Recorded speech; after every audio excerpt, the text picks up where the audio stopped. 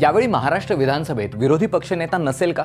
महायुतीने 288 मधल्या 230 जागा जिंकल्या।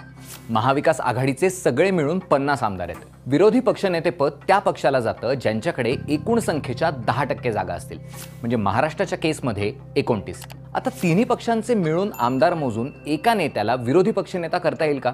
2014 मध्ये लोकसभेत सुद्धा असंच झालं होतं। तेव्हाचे भारताचे महाधिवक्ता मुकुल रोहतगी यांनी म्हटलं होतं, विरोधी पक्षनेता करण्यासाठी पक्षाकडे सभागृहाच्या किमान 10% सदस्य पाहिजेत। 543च्या लोकसभेत काँग्रेसचे खासदार होते 44। काँग्रेसला यूपीएचं समर्थन होतं, त्यामुळे त्याचाही विचार केला जावा असं पक्षाने म्हटलं होतं। पण तशी तरतूद कुठेही नसल्याचं म्हणत रोहतगींनी 10%चा नियम आणि निर्णय घेण्याचा अंतिम अधिकार अध्यक्षांचा असं सांगितलं होतं।